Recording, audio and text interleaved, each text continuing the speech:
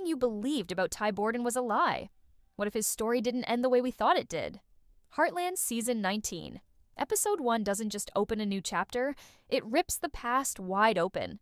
With Amy still haunted by his memory and the ranch stuck between healing and mystery, something unimaginable is about to surface. As the episode unfolds, we're forced to ask the question no one dared whisper. What really happened to Ty Borden? The episode opens with a stillness that feels too perfect. Morning sunlight pours over Heartland Ranch. Amy walks through the barn, her hand trailing across the familiar wood. She smiles at Lindy, who's brushing their favorite horse. Life appears to have settled into a quiet rhythm, but underneath, there's tension. A feeling that something is about to shift. Amy is stronger now, more focused. She's thrown herself into training horses, staying busy, staying grounded. But there's a lingering pain behind her eyes. A photograph of Ty on the mantle isn't just a memory, it's a question that won't go away. Jack watches her closely, quietly concerned. He knows Amy better than anyone, and he knows when she's pretending to be okay. Meanwhile, Lou is caught up in her responsibilities as mayor. She's trying to keep the town moving forward, but her family's history keeps dragging her attention back. She gets a call from an old RCMP contact, someone who once worked on Ty's case. "Just found something," the voice says, serious and quiet. "Something you'll want to see." Lou hesitates. For years, the family has lived with the assumption that Ty died from complications after being shot. No mystery, no unfinished business. But that call stirs something dangerous. Hope. And fear. Back at the ranch, Amy discovers a package left anonymously by the gate. Inside is a journal, leather-bound, worn, and unmistakably Ty's. Her hands tremble as she flips through it. It's his handwriting, his thoughts. But the entries don't match the timeline. The final entry is dated weeks after the day he supposedly died. Amy says nothing to anyone, not yet. She hides the journal in the tack room and tells herself it must be a mistake. But when night falls, she reads every page like it's the last air she'll ever breathe. Each entry brings her closer to a truth she isn't ready for. Ty talks about feeling watched, about being followed. He writes about having doubts, about the treatment he received after the shooting, about someone tampering with his medical records. Then, abruptly, the entries stop. Amy starts asking questions. She goes to the clinic, asks for Ty's files, but they're missing. "Transferred to another facility?" the clerk says. "Which one?" Amy asks. "No idea," she replies, almost too quickly. Amy confronts Lou. "Why didn't you tell me about the RCMP call?" Lou looks stunned. "I was trying to protect you," she says. But Amy doesn't want protection anymore. She wants the truth, even if it shatters everything. Meanwhile, Jack is fixing a fence when he finds something buried near the riverbank. A small metal box. Inside, a photo of Ty with a date written on the back. A date that doesn't make sense. Jack frowns. "This wasn't here before," he mutters. Later that night, Amy and Jack sit silently by the fire. She finally shows him the journal. Jack doesn't say much, but his face says everything. He doesn't believe in ghosts, but he knows the feeling of a story that isn't finished. Suddenly, a truck pulls up. A stranger steps out. He's tall, with tired eyes and a limp. He says his name is Caleb's friend from up north. But there's something off. He asks questions about Ty. Too many questions. When he leaves, Jack looks at Amy. "We're not the only ones digging," he says. And just like that, the quiet world of Heartland begins to unravel. Amy couldn't sleep. The journal sat heavy on her nightstand like a ghost whispering in the dark.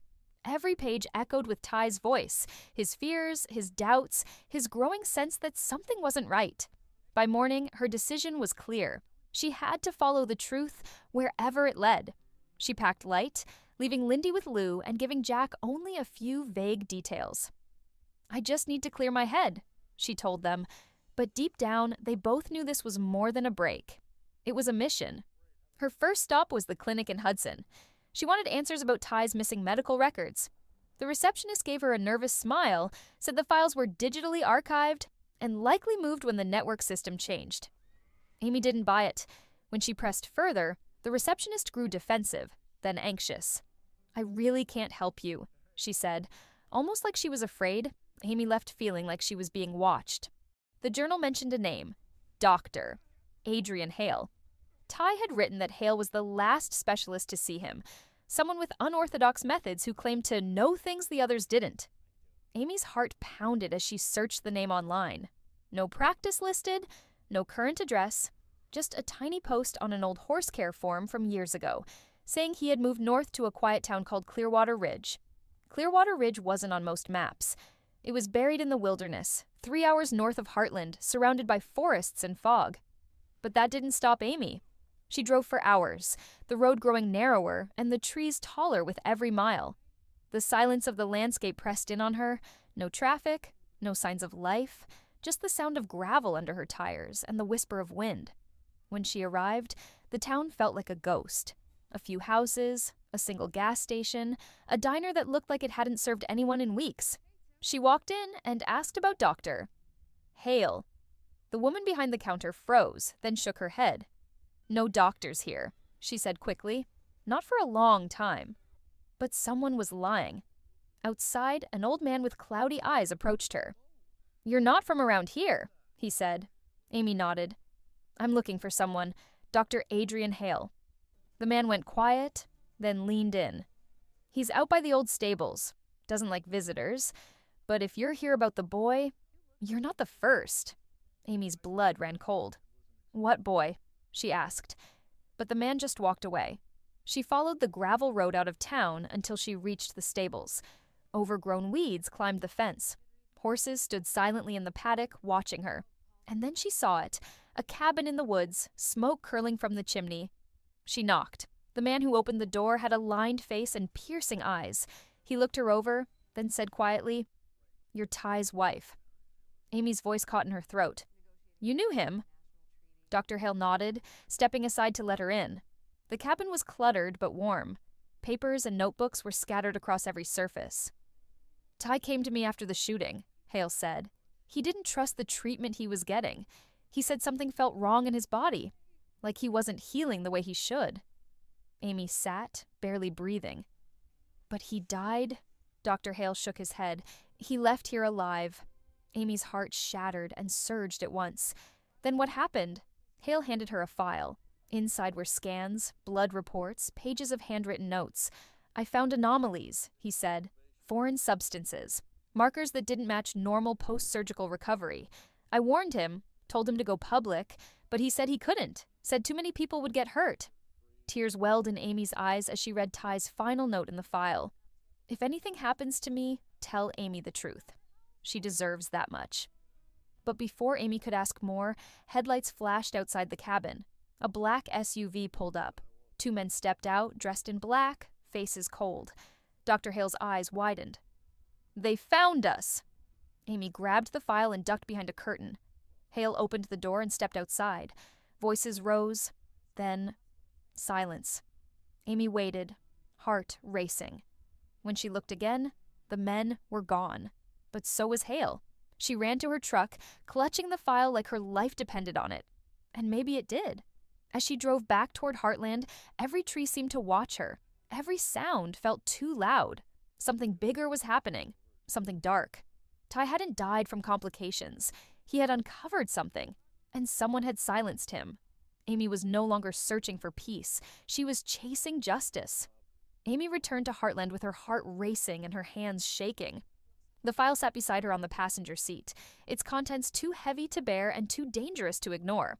Every word in Ty's notes screamed of betrayal, and every page was a puzzle piece pointing to a deeper, darker truth. Someone didn't want the world to know what really happened to Ty Borden. And now Amy was standing right in their path. Back at the ranch, the air felt different. It was as if the land itself sensed the storm brewing. Jack watched Amy closely as she walked through the door. "You look like you've seen a ghost," he said, half joking. Amy didn't answer.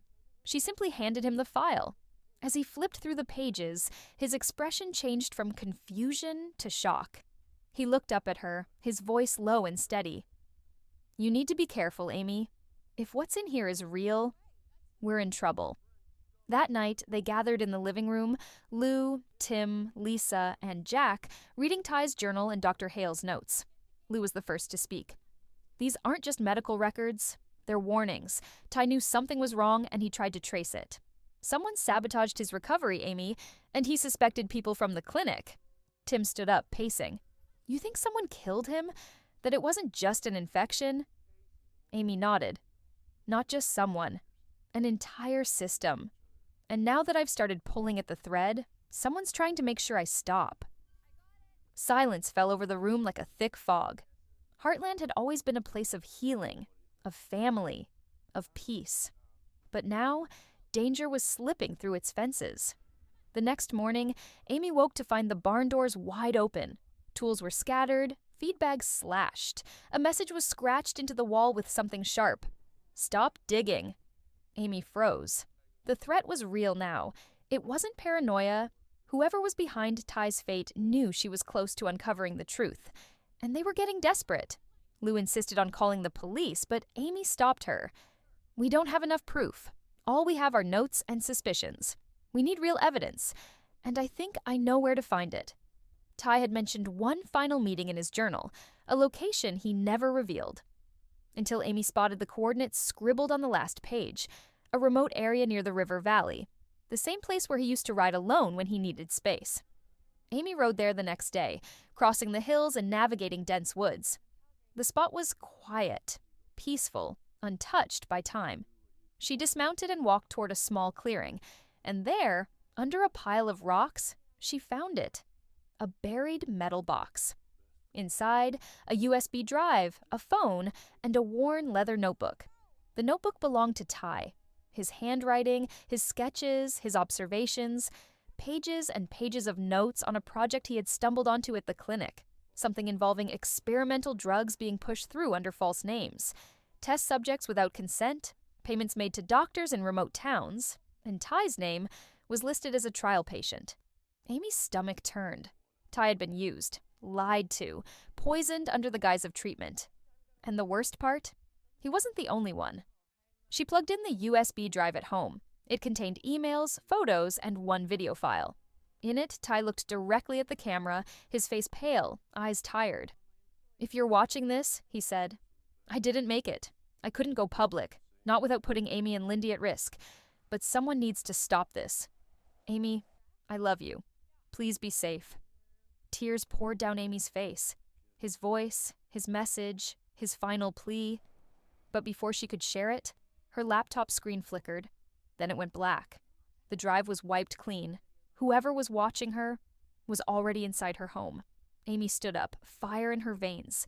Enough was enough. This wasn't just about Ty anymore. This was about every life destroyed by greed, every family that never got the truth. That night, she drove to the Hudson Gazette. She handed the physical notebook to the editor, a man who once did a story on Ty's work with wild horses. "You want a real headline?" she said, voice trembling. "Here it is, but publish it fast because someone's going to try to bury it." As Amy walked out into the night, she knew the storm was far from over. Ty had started something. Now she was going to finish it. The town of Hudson hadn't seen this much tension in years. Whispers spread faster than wildfire. People were talking about the strange break-in at Heartland, about Amy Fleming's late-night visit to the local newspaper, and about a conspiracy bigger than anyone had imagined. The next morning, the Hudson Gazette hit the streets with a headline that sent shockwaves through the community.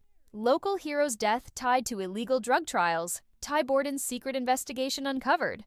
The reaction was instant. The paper published copies of Ty's handwritten notes, exposing the names of doctors, clinics, and pharmaceutical agents involved in a quiet scandal that had operated under everyone's nose.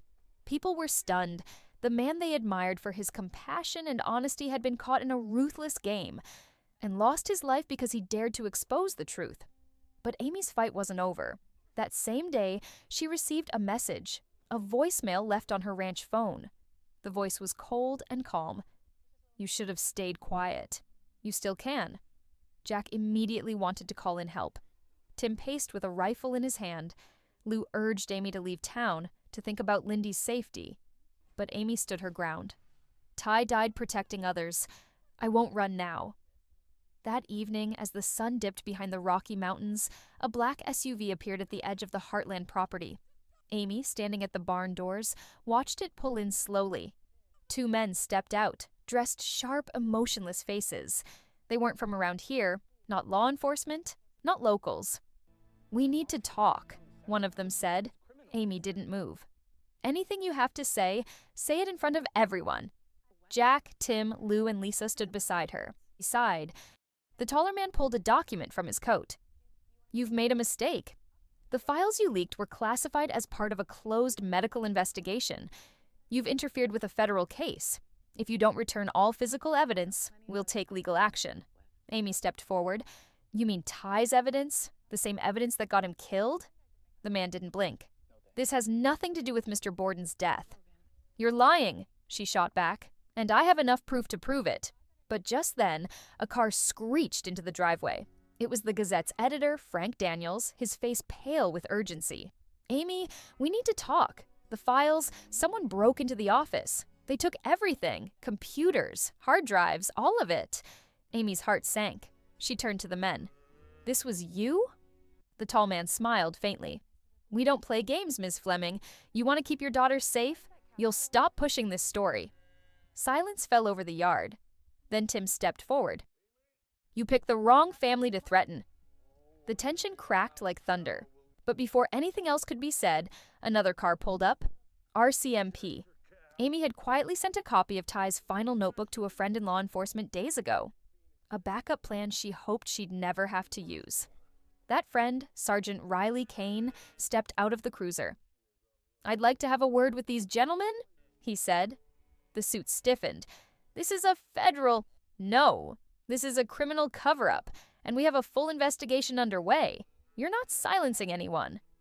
That was the moment everything changed. The suits were escorted off the property. Amy's backup copies were sent to national media. In a matter of days, the story exploded across Canada. A young man, a veterinarian, caught in a hidden drug trial, silenced by a corrupt network that thought it could bury him forever. But they didn't count on Amy. She gave interviews, spoke at public forums, and became a voice not just for Ty, but for every victim whose truth had been silenced. The public outcry forced the government to launch a full-scale investigation. The pharmaceutical company behind the trials faced massive legal action. Multiple arrests followed. And Amy, she became a symbol of resilience, strength, and justice. But the cost was still there. Heartland would never be the same. The quiet peace that once defined the ranch was gone. Amy often walked through Ty's favorite trail behind the stables, feeling his presence like the wind, soft, steady, and watching over her. Lindy asked about him every night. Amy told her stories, not just about Ty the husband and father, but Ty the fighter, the man who gave everything for the truth.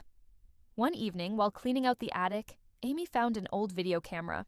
Inside it was a tape marked simply, "For Amy and Lindy." With shaking hands, she played it. Ty appeared on the screen, sitting by the fireplace, his dog curled beside him. If you're seeing this, I guess I didn't get to tell you in person. Amy, I never wanted to leave you like this, but I had to do the right thing. I had to try.